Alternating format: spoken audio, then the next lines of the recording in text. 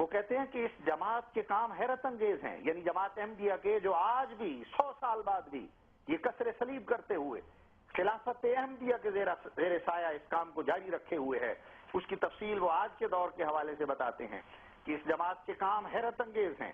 احمدیوں نے اپنا قلم اور آواز مختلف زبانوں میں احیاء اسلام کے لیے استعمال کی ہے اور مشرق و مغرب میں اپنے اموال خرچ کر کے اپنے عقائد پھیلائے ہیں۔ چنانچہ یہ جماعت بہت اہمیت حاصل کر چکی ہے۔ ایشیا، یورپ، امریکہ اور افریقہ میں ان کے تبلیغی مراکز قائم ہو چکے ہیں۔ یہ مراکز علمی و عملی رنگ میں تو عیسائیوں کے مراکز کے ہم پلہ ہیں، لیکن اپنے اثرات اور کامیابی کے لحاظ سے عیسائیوں کو ان سے کوئی نسبت نہیں ہے۔ یہ جماعت سب سے زیادہ کامیاب ہے کیونکہ اس کے پاس اسلام کے حقائق و معارف ہیں۔ جو شخص ان کے حیرت انگیز کارناموں کو بغور دیکھتا ہے اور سب باتوں کا موازنہ کرتا ہے، وہ اس بات پر حیرت زدہ ہوئے بغیر نہیں رہ سکتا کہ اس چھوٹی سی جماعت نے تبلیغ و اشاعت اسلام کے لیے جو عظیم الشان کام کیا ہے وہ دوسرے کروڑوں مسلمانوں سے نہیں ہو سکتا۔ بہت سے لوگ متاثر ہوئے۔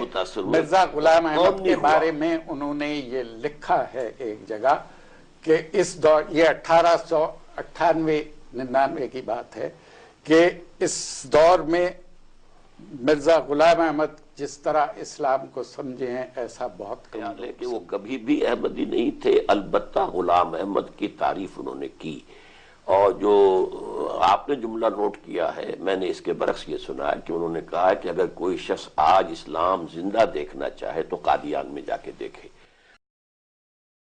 بہت بڑی تعداد اس وقت تحریک پاکستان کے کابرین کی احمدی تحریک سے متاثر ہوئی تھی ڈاکٹر صاحب، کیونکہ یہ عیسائیوں کو جواب دیتے تھے۔ تحریک پاکستان ہی نہیں، خود جو ہے مولانا ابوالکلام آزاد، مولانا ثناء اللہ امرتسری، اصل میں یہ ایک خاص دور تھا جب کہ اسلام کے خلاف ایک تو عیسائی متاثر تھے، یہ خود تھے، یہ غلام رسول مہر اور عبدالمجید سالک احمدی تھے۔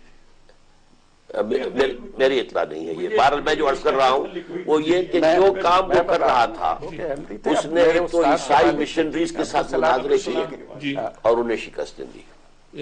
کس نے؟ عیسائی مشنریز کو ساتھ مناظرے کر کے غلام احمد نے انہیں شکستیں دی۔ اور ایک زبردست جو ایک وائلنٹ تحریک اٹھ گئی تھی، یہ ستیارتھ پرکاش کا جو مصنف تھا، آریہ سماج، تو آریہ سماج کے لوگوں سے بھی اس نے مناظرے کیے اور انہیں شکستیں دی۔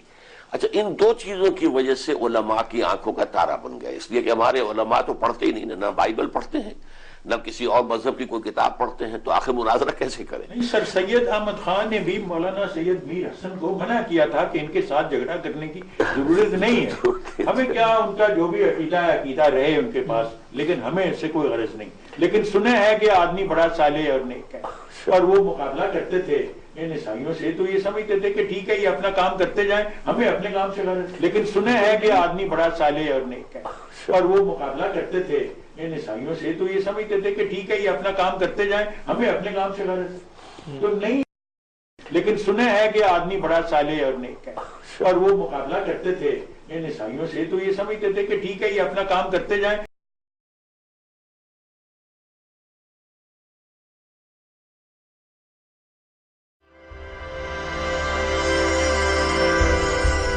There are many who believe this to be the tomb of Jesus. If this is the tomb of Jesus, then he spent most of his life in the mountain kingdom of Kashmir. He did not die on the cross. There was no resurrection. He did not ascend into heaven, and he does not sit at the right hand of God. For many Christians, this would be the end of Christianity as we know it.